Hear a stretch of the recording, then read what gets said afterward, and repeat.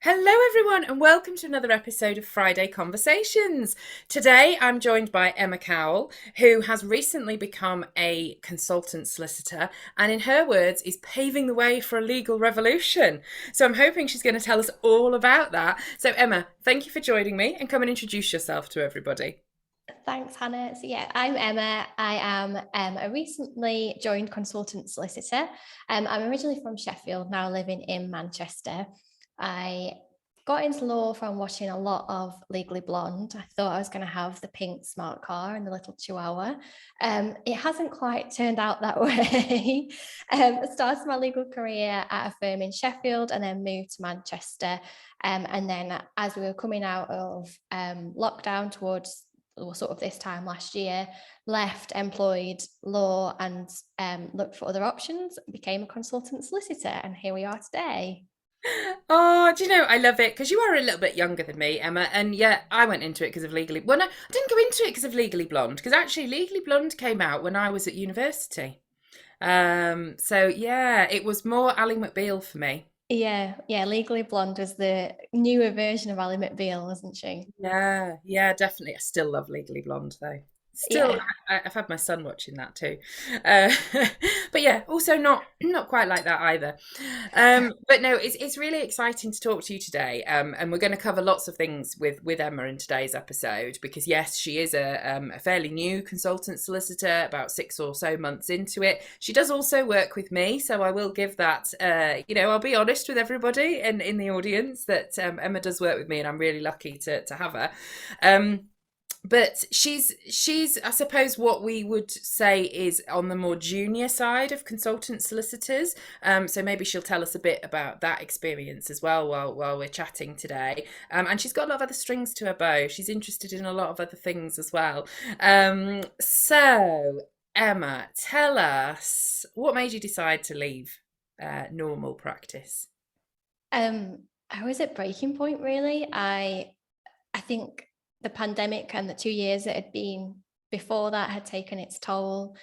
It was, as a lot of legal practices are, a really high stress environment with not always a great amount of support. And yeah, I felt like I was at breaking point. It had got to the stage where I felt like if I didn't leave, I would burn out, and I had to make a decision. And in that decision, I chose me and my mental health and my well-being over the job, because at that stage I didn't even know if I would stay in law. I was leaving law to potentially just get out of it altogether. So yeah, it was definitely a decision of picking me, and it's one of the bravest decisions I've ever made and perhaps will ever make. Yeah, do you know, it resonates with me in a lot of ways because I did similar. So I left normal practice about 10 years ago, not to have it, not having anything to go to. I thought I was going to set up my children's online clothing business, which people might have heard me talk about before, and I messed about with that for a few months before I realised I was never going to make as much money as I would as a lawyer. And I think you've got your own version of that story as well. But the difference between my story and yours that I think is really interesting is that I just had my first son. So it sort of was allowed for me to leave because it was sort of, oh no, I can't make work life balance work. I can't make the hours work and the commuting and all that sort of thing. But I know looking back now that that was not the reason, that was an excuse. I could use the fact that I was a mum now to leave.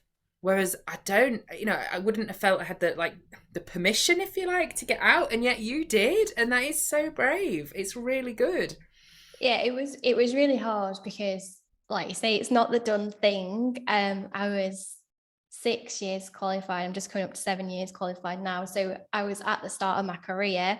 I was at the stage where the next step would have been to go for promotion to be the next level of solicitor. It wasn't the done thing at all. And there were certainly some people who, when I said this is what I'm doing, couldn't understand it at all. Um, but I just had a knowing in me. I just knew that I couldn't stay there, and that if I was brave enough to leave, something even better would be waiting for me. And I just had to trust that and jump. But yeah, I'd say for a good 6 weeks after I handed my notice in, I literally felt like I was in free fall without a parachute and I had no idea where I was going to land. Yeah, no, I know that feeling. In fact, looking back, it was my dad who said to my husband at the time, she won't stay out of law. And my husband was like, yes, she will. She's left now. She wants to be a full-time mum and she doesn't want to be a lawyer anymore. And my dad was like, no, she won't stay out of it. And he obviously knew me very well because it was only 6 months later.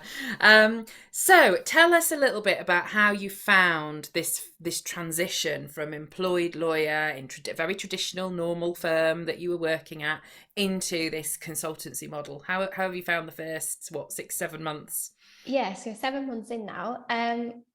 It's on the whole, it's really great. I absolutely love it. It gives me so much more flexibility and freedom, and it's given me the control back in the job. So I, to a certain extent, can pick the jobs that I take on, pick how much I charge for those jobs, pick when I do them, obviously subject to client demand, which has meant that I have more time for going running. I can go running at lunchtime, or I can nip to the shops or do other things that make up my life, not just law.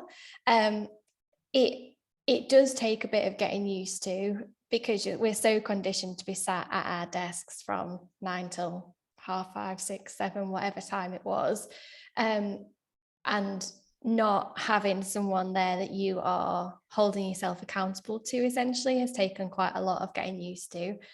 You'll still feel a bit guilty if you're in the supermarket at like 3 o'clock on a Wednesday afternoon. You'll still get the feeling of like, oh, I shouldn't be doing this.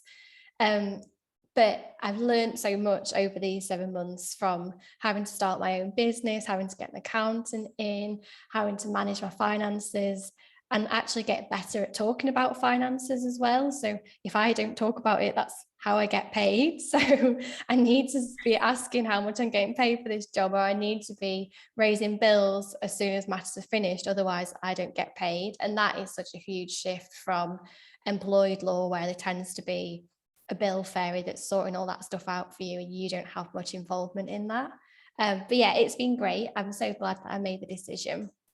Oh, fantastic. No, you're absolutely right. There's so much now looking back that as a self-employed lawyer, you think, wow, wouldn't it be useful if other lawyers knew this as well? And just as you say, like with bills, completely. I mean, I can't even remember if I was involved with billing at the time when I was back in normal practice. I might have been. You had to print off the pro forma and write things on it, and then someone signed it, and then Yeah. something happened, and maybe you sent it to the client.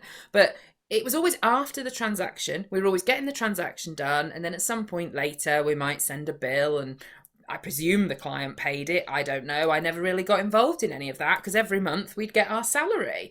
Whereas, in the self-employed world, it's no, get that billed on completion because that's when the client's going to be motivated to pay it. And it matters when they pay it because that's when you get paid. Now, I know obviously our audience is a mixture of people, but I just think there's so much from running your own business that would be useful for employed lawyers to know as well, for the purposes of the firm and better management and efficiency and everything.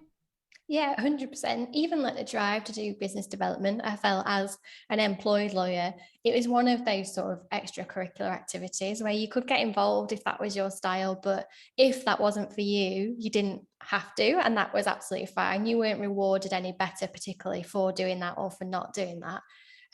Whereas when you are self employed, the onus is on you. You need to be building your clients. You need to be building your own personal brand in a way that you don't when you're employed. But firms could be so much more profitable if everybody was invested in bringing in new clients and doing the BD stuff. No, I agree. I agree because I talk about it all the time. In fact, we had a great chat in January, didn't we? And you went off and did some LinkedIn posts and even got some potential clients coming to you straight away, didn't you? Yeah, yeah. Yeah, it always, I think BD's always felt scary because there's this impression that it's like walking into a room full of people that you don't know and having to make small talk, but it's actually so much wider than that. And you can start off a level that you feel comfortable with, which might just be posting on LinkedIn or sending a LinkedIn message. And it doesn't have to be walking into that big scary room. Yeah, 100%, 100%. Maybe we'll do another episode sometime all about business development. Yeah, that would be a good plan. But no, you're right, and I agree. I agree. I think there's so many skills that employed lawyers could pick up as well. So yeah, that is something I keep mulling over and talking to people about. But in terms of your journey, so you've been 5 or 6 months setting up your consultancy business, but you've also been busy with something else as well. Do you want to tell us a little bit about that? Yeah, so what I found when I was looking to leave law is that there was very limited information out there as to, first of all, what your other options were. So if you didn't want to be a lawyer, what else you could do, but also how you go about leaving law, how you actually make that transition. I did a couple of Google searches as I was thinking of handing my notice in of like, what can you do with a law degree? Um, and the answers that come back are not particularly that helpful. They perhaps suggest you could do HR or PR, and like I could do that, but I don't have any qualifications to do that. So it's probably not the best fit for me to do that. So I wanted to create a platform whereby information is out there. So if people are feeling like I was, which is stuck in that role, it's not quite working for them anymore, but they have no idea what else they would want to do next, and that's the thing that's stopping them leaving or stopping them looking at other options, a platform of information whereby people can get that help and support. Um, as I started doing that, I also thought, actually, this is really just the cure. So if people are already at that stage, this is the cure for them to get out. And what we could do with is also the prevention element as well, so that people don't get to that stage where they feel like leaving. I know if I'd have spoken out earlier about how I was feeling, I might not be in this position now. Um, so I also want the platform to support people who are in law, who aren't enjoying it, but who don't particularly want to leave, just want a better way of working or better working practices.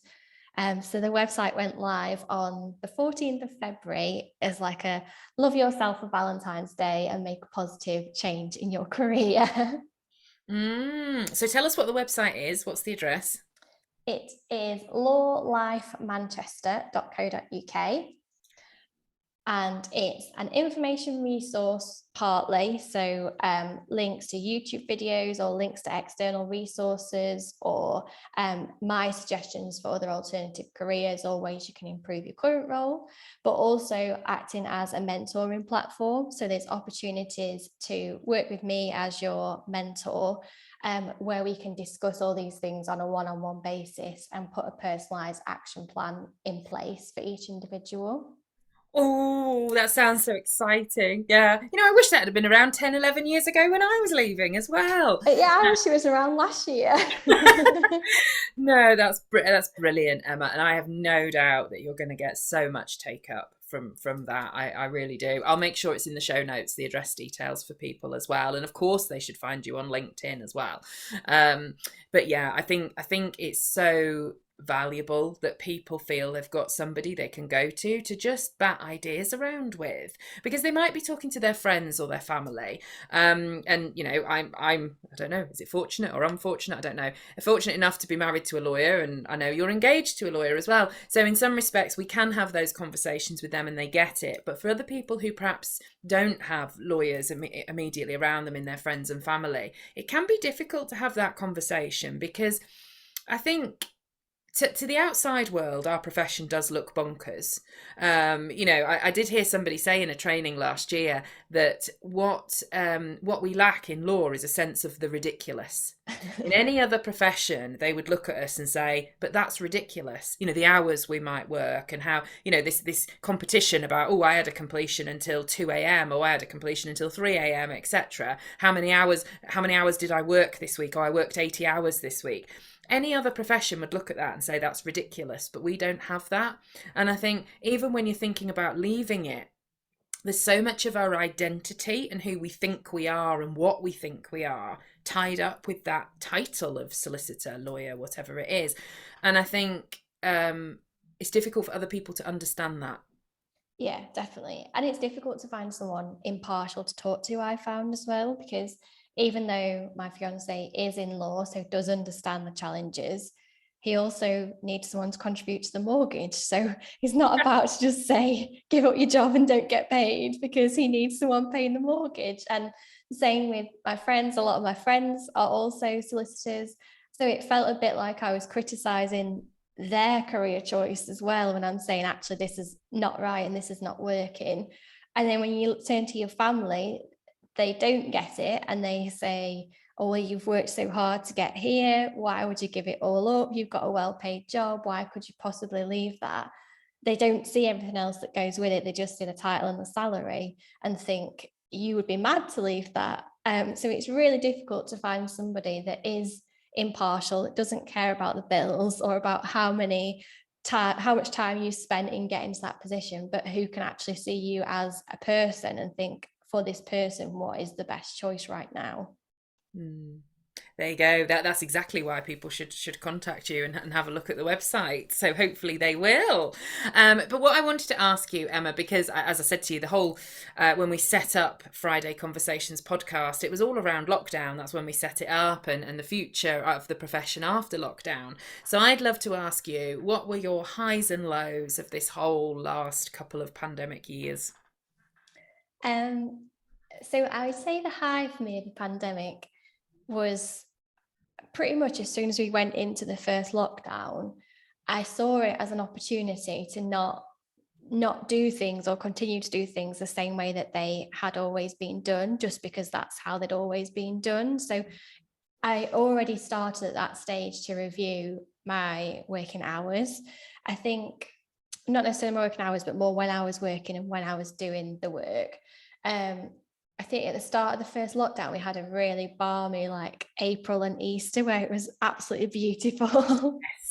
So it definitely got me thinking, why am I sat inside? If it's warm outside at 4 o'clock, why don't I sit outside and have an ice cream and then do an extra half an hour in the evening once the sun's gone in? Or it just gave me that chance to reflect, which we hadn't had that before because you're so busy on the hamster wheel of life of just get stuff done, get your head down, move on to the next day, that I never had a chance to stop and think. I knew it wasn't working, but I hadn't had a chance to stop and think, well, what else could this be?